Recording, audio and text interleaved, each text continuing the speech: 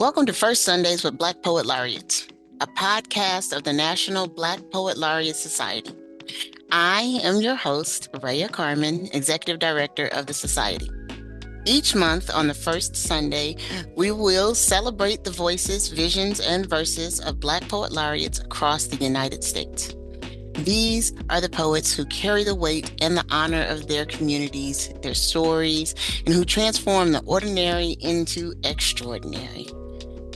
These are the poets that remind us that poetry is not just an art form. It's a lifeline, a mirror, and a beacon.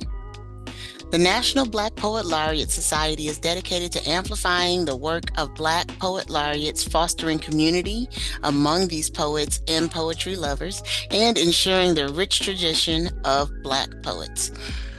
There's excellence through this organization, and it continues to thrive as we have more and more Black Poet Laureates joining our ranks.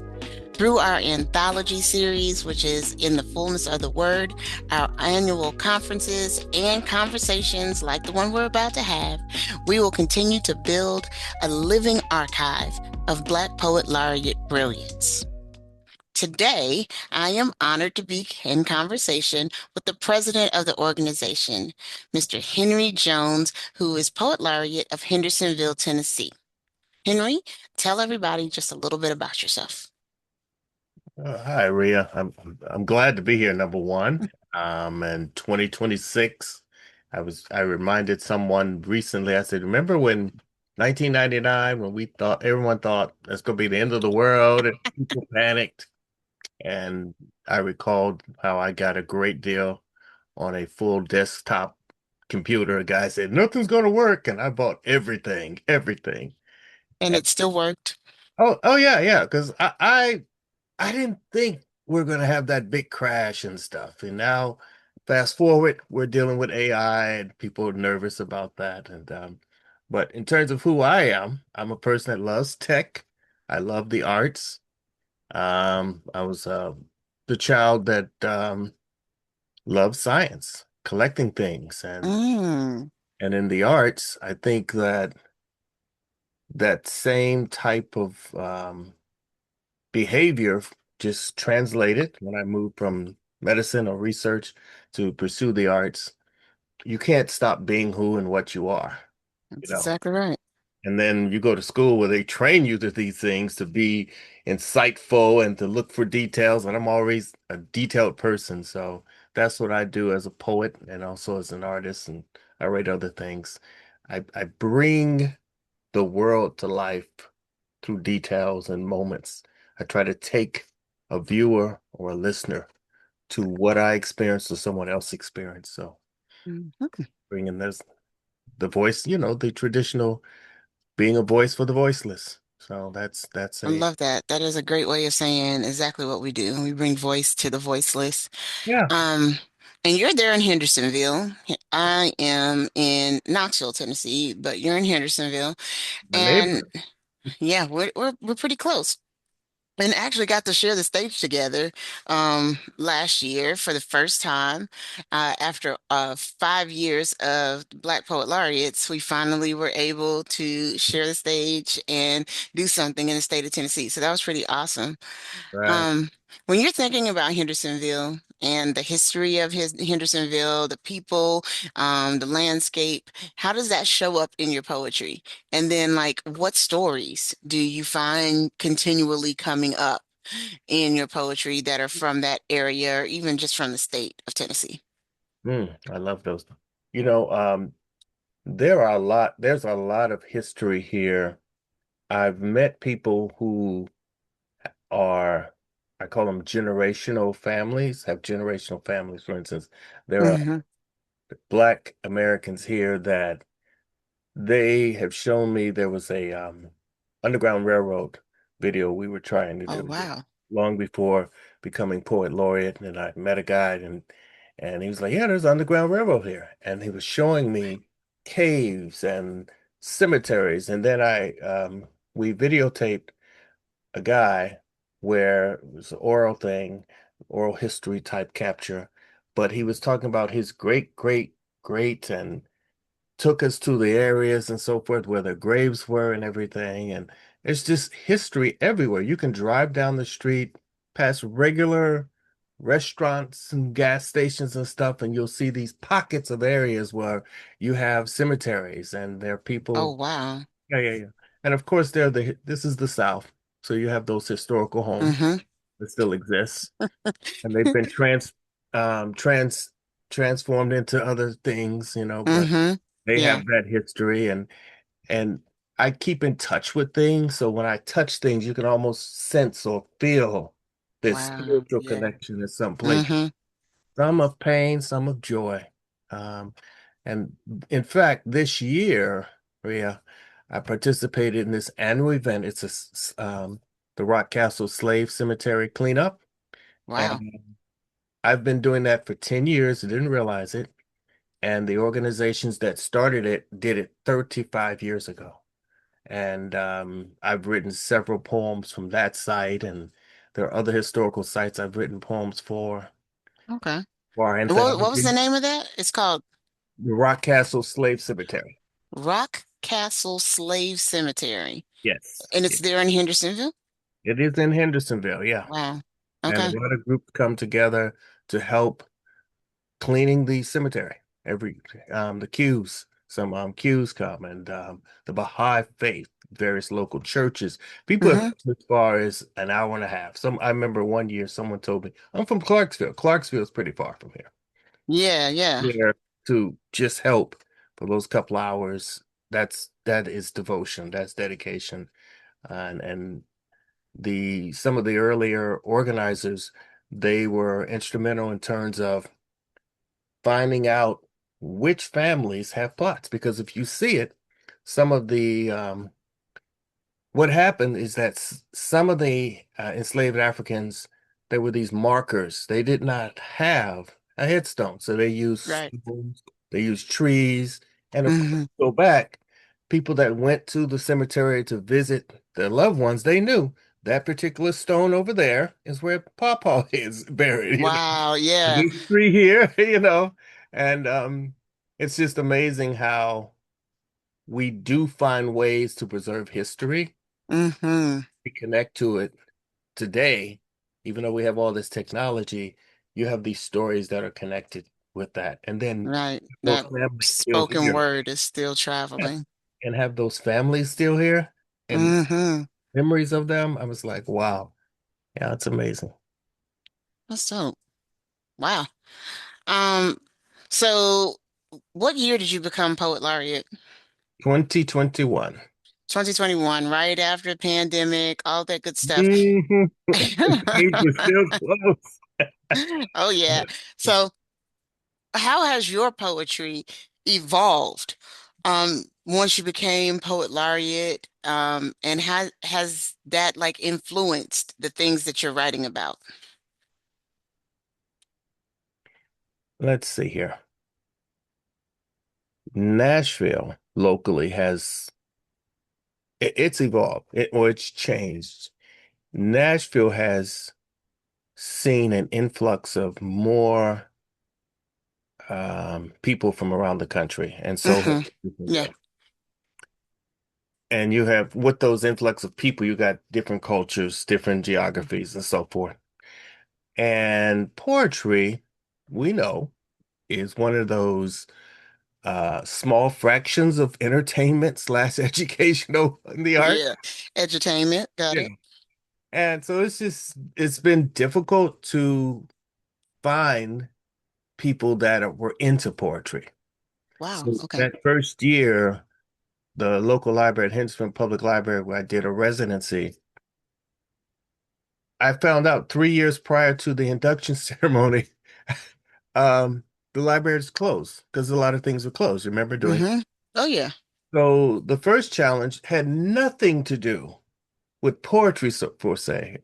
It Mm, more so about getting people back into buildings, feeling safe. wow. Yeah. The different interactive programs that I set up for that year with that whole 6 feet separation was to get people feeling comfortable and then interacting with poetry. Mm. I created a maze on the outside, and people watch me drawing lines. I used chalk and then had them follow it, and there was footprints. There's a poetry that I created where people write poems and put it on the. That is still there. That is still there, and Oh, people. your poetry? Yes, and when I go Awesome. to the library, I say, "Oh my gosh, new poems," and I'm like, "What should I do with all these?" Because they're just hanging there, and I was like, "That's good because people are still connecting with it and so forth." That's awesome. And some things that are on display. So that Hmm. whole year was a challenge, but and I had workshops. You're talking to people who are far and so forth and reading poetry, but people came, they enjoyed, and I loved hearing how. And we videotaped the whole year. That was the amazing part of that. It's a doc. Yeah, because having a document of those things is powerful. Yes. Um, Yeah. because coming out of that pandemic, like getting people back excited about poetry, being together, that was like our job. I know I became poet laureate in Knoxville in 2020, like Mm. literally Mm. during the pandemic. That is right. I didn't think about that. And so, a lot of what I did was online, or I would Mm. create videos that would go out and encourage people to get outside, like Right. outdoors, go and stroll one of the many trails that we have here in the Yes. Knoxville area. So, it wasn't so much about getting people to write poems as it was getting people to understand it's time to get back out and using poetry as the catalyst for that. Yeah. So that's cool. Yeah. Really cool. And here it is, 2026. I'm still with projects and ideas, and people recognize me occasionally and going to events. So it's different. And I'm writing more about what the past, because some people they're afraid to talk about certain subjects. So I'm using poetry Hmm. as a instrument to get Oh, I last. love that. Yeah, we had the first Juneteenth celebration here. Wow. Yes. Okay, that's big. Then I realized it's like, wait a minute, no, it's never been celebrated. And the Rotary Club, they contacted me and I was there and I presented that and there were people in tears and that created so much of a discussion.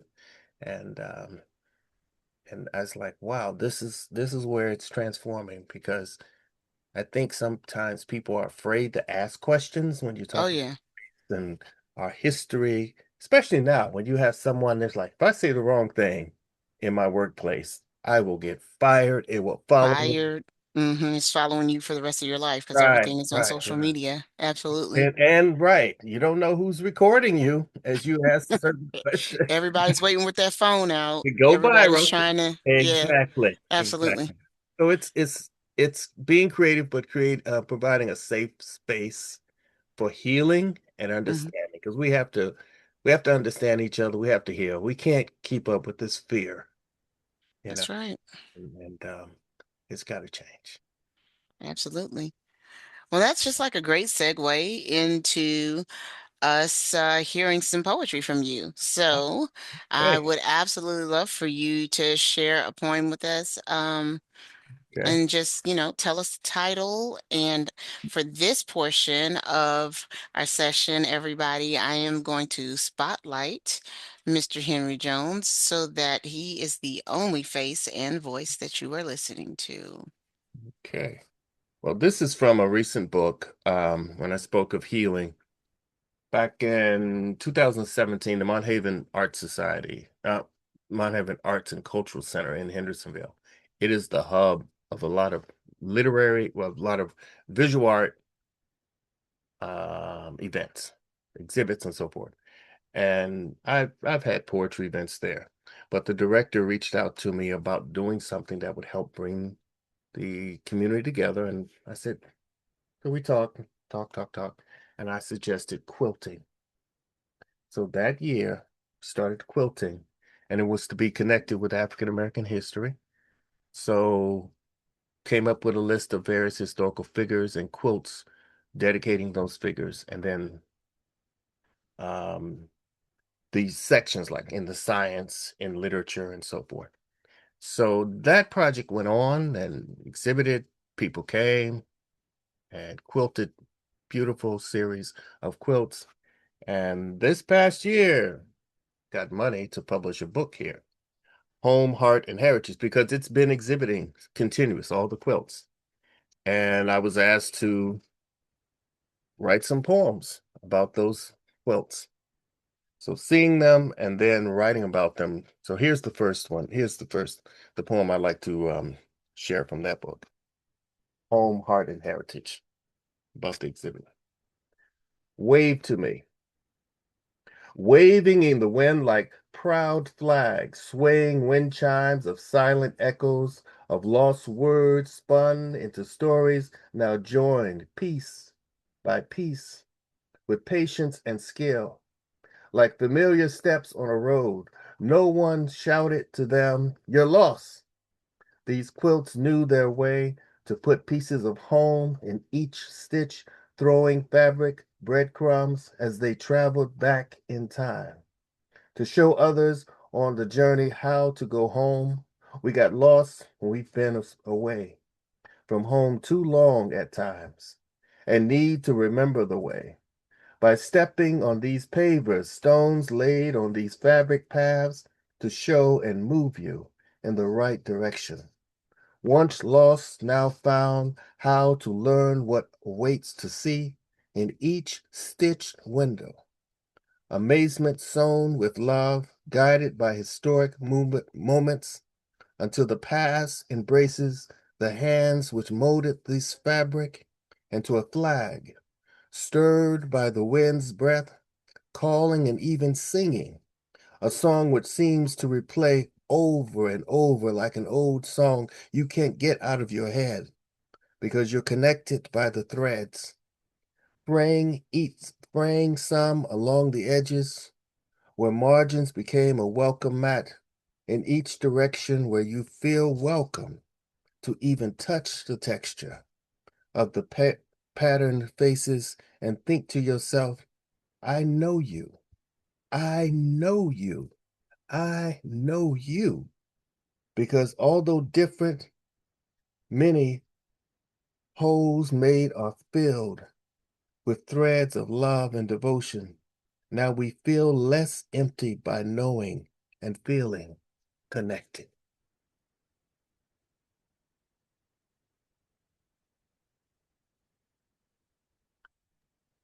Yes, I love that.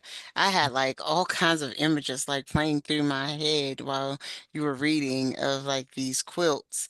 And it made me think of Nikki Giovanni's poem, Quilting the Black-Eyed Pea.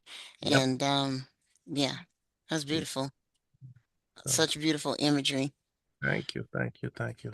All Yeah, right. it is about connecting. You mentioned when we met just recently in October at the Southern Festival of Books, historical moment of Tennessee poet laureates come together. Yeah. And that was a wonderful moment. And the festival plans to do it again. So that's going to help. It is about people coming together and sharing experiences.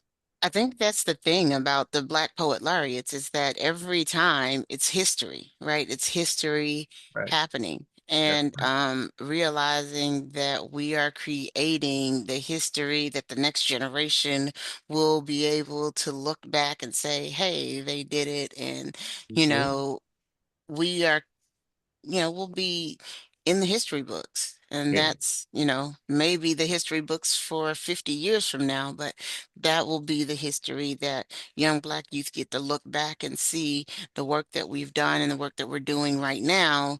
Um, they'll be able to look back and see what Yeah. happened as as it was being done. And bringing So, people together. Yeah. yeah, bringing us all together. I love that. Now, Mm. we often, when I recite locally and even nearby, I remind people in this country at one time, I would have been killed for learning to Mm. read or write. And even though we have education and educational institutions, the biggest battle now, because of the racism and the hatred and all that, the division, is that why should I listen to this person Mm-hmm. who's different from me? Yeah.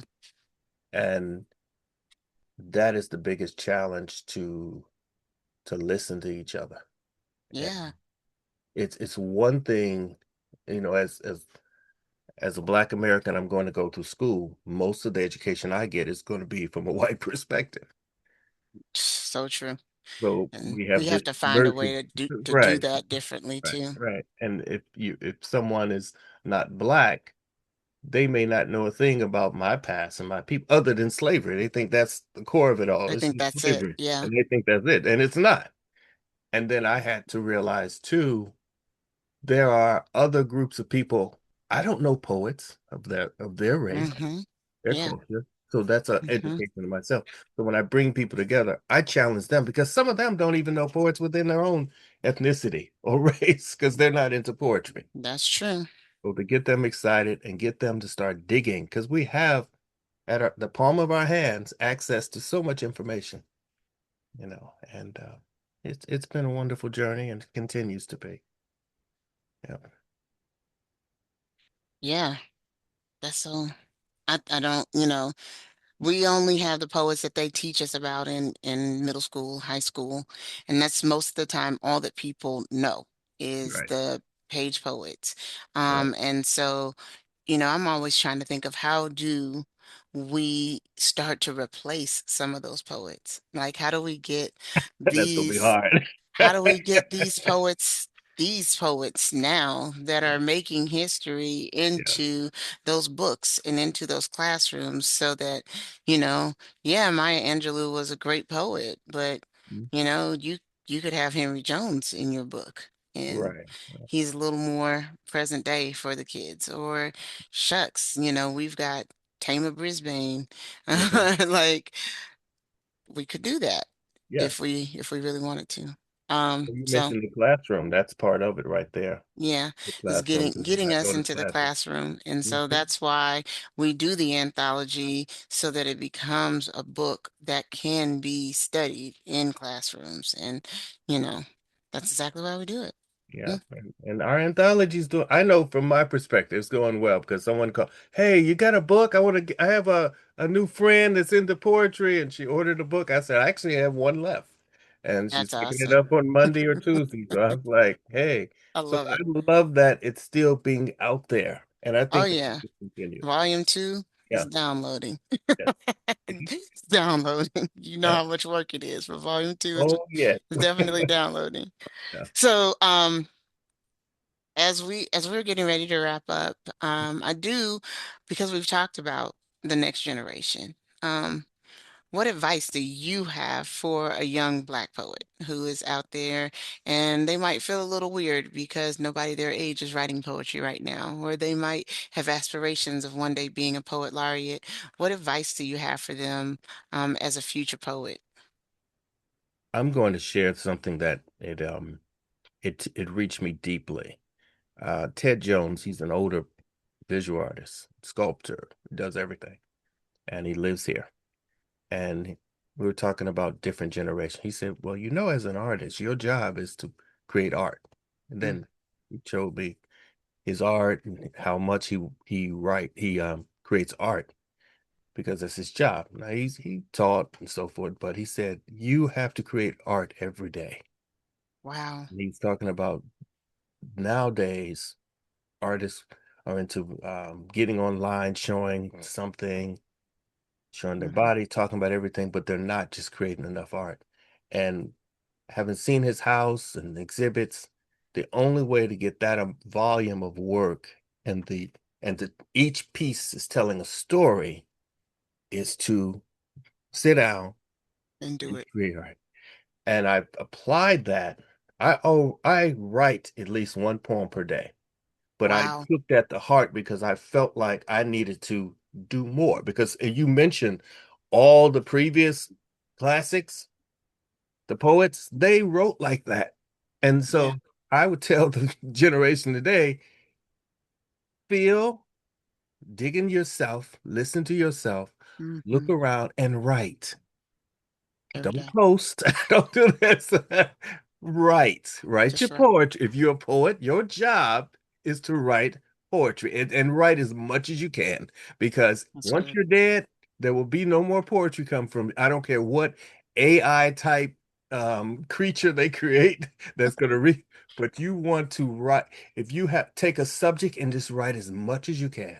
Because when I teach Love that. workshops, I said, forget editing, your spelling, your grammar. I want you to just pull, pull, pull, pull, pull until you just get exhausted, and then we'll go back and you know, you want rhyme and scheme or whatever, whatever, and then we'll polish it. That's because we got to dig, just like we're mining, we're miners. They would they Wow. would dig voraciously to find those diamonds or that gold. And if you found the diamond, you put it aside, and then you would create the facets and the carats and so forth. But you got to write. That's why we're here. So if you are here for the voiceless, you got to write. Mm, Nothing else. That's the most uh, important thing because we have to leave those stories, and that's the only way to touch people is to keep writing. And if you ask yourself, have I written enough? You haven't. wow. And I'm Well, shucks, serious. that wasn't for the next generation. That was for me, Well, Henry. look at this. Many of us might do a side hustle. Mm-hmm. If our employer asks us to work extra, we'll do it. Mm-hmm. And if they're short, we'll do it. A lot of places are short now. How many of us do that for our creative job? We don't. We don't. It's Yeah. so we need to and those of the past, you notice, well, the musicians, many of them didn't have side hustles. That's what they did for their livelihood. So if Yeah. you had the right to pay bills, oh my gosh, How you'd be much would you writing a lot. write? Yeah. Songwriters and stuff. A lot of them, that's what they did. Yeah. So write. That's what I would tell them. Write and write and write You're right. and write. Tap Because tap into that. yeah, and everything has not been said already. Maya didn't Mm, cover everything that could you cover because we're still and we can bring back bell bottoms and hairstyles, but no, it's there's still a lot to write about you're because we're right. all different people and more We so all have now. different stories and different Yes, experiences. yes, yes. So Somebody. you're well. I know a poet friend of mine had said, um, Ed Mabry, in one of our interviews, Ed had said, if I never wrote a new poem again, I have enough prompts, Hmm. started poems in notebooks Yep. to last me for the rest of my life because that's Uh, what we do. We start things, we journal. Yep. And he was like, I could go back through all of my notebooks. If I never just started a fresh thought, I Hmm. have enough to last me for my lifetime. I'm So, with him. I'm with him. And I say to myself, Rhea, I said, now when I die and my kids see this and everyone, they go like, what are we gonna do with it? I have boxes of handwritten because I love to handwrite. yeah. I have boxes of handwritten poems that I even rediscovered. And I'm Yeah, like, they same. if they're smart, they're going to keep them and get them typed up and publish a bunch of books. Just like artists, they say, we found all these unknown paintings of hmm so and so. I'm not going to. Right. And they don't even release it all. Right, right, right. I mean, but just keep writing. Don't worry about, hey, what's going to happen and all that. Back up your work, preserve your work, and keep writing. That's good. Yeah. That's absolutely fantastic. Well, I have had you here now for our time, and I would really love for you to close everything out with one more of your pieces of poetry, if you would Hey, share, yes. um, and tell us where we can find you, how we Okay. can support you, and those things. All right. I'm going to close this out with a poem that's in a book by Dr. Kevin J. House, and it's an academic book. It's the first one in me working with the academic publisher. It's Insipidity, the Markings and Movements of Ancient Africa. And he asked me to create the cover. So I have art on the cover. And after reading and learning more about the insipidity, which is a form of language, and the best way to boil it down, if you think of hieroglyphics and the ancient Egyptians, the Kemetic people, those images, those glyphs translated to sounds, languages, and stories. And this whole, but you have to read Kevin's book, and it's in that, if you're taking his class. So I was inspired to write a poem, and they loved it, and it's in the book too. So I want to share that because I'm a lover of languages and word culture and so forth. So let me read that one. It's called Seekers on This Journey, and that title is similar to what we're talking about. Green, envious eyes staring into currents seeking the depth where sacred streams flow and ancestors swim beside stray catfish listening and applauding old stories told together lost in furloughed time where the past becomes almost like myths, unspeakable symbols held in disbelief.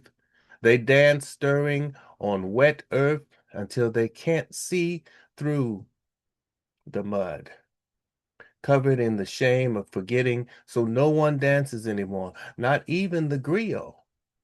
Where have our traditions and stories gone? The elders whispered and wondered while sitting on rocks along the shore, trying to find the right words to tell our stories in a new way. For thirsty ears of tired chicken children, eager to hear bedtime adventures, to sleep well and awaken ready to run onto a future path without fear. Give them some directions to follow the old symbols shining in darkness, like flashlights pointing away to see bursts of colors of hope, both layers of sorrow and joy. Of these rivers made from many tears, cherished dead ones float away on wooden boats, waving goodbye as we try to smile. They long They long to see the doorway of eternal bliss, where into that room their souls are weighed on the scale of life against cowrie shell loads to see if worthy to wear a royal purple robe, or thrown into a crater of crushed remains. We sat along a nearby shore and watched their souls lift like smoke and drifted away into the clouds, blending into the fullness of gathering white and angry thunder until the rainstorm fell. Calabash bowls caught the water for sips of joy. The hunger for life tastes like a seasoned broth, but death is a drought of aching flesh and bones.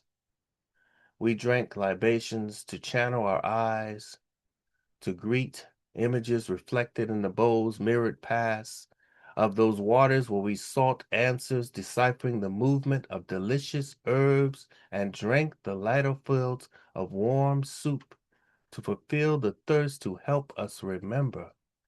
Food gathers smiles and grace, but we keep forgetting who and what we are, for us to rise each day and keep moving.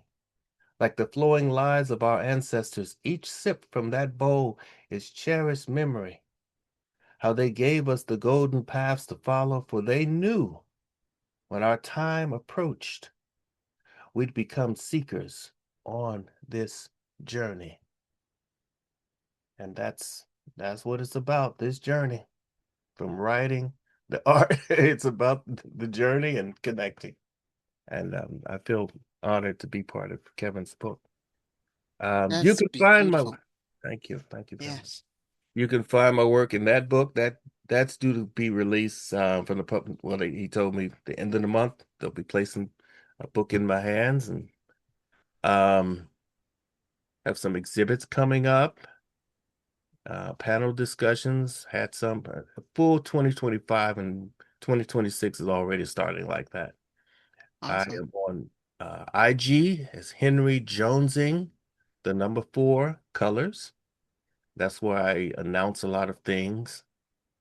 And my website link is there.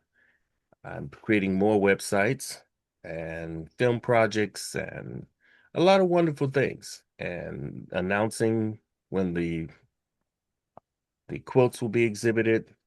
There's there's a whole calendar of those where they're traveling.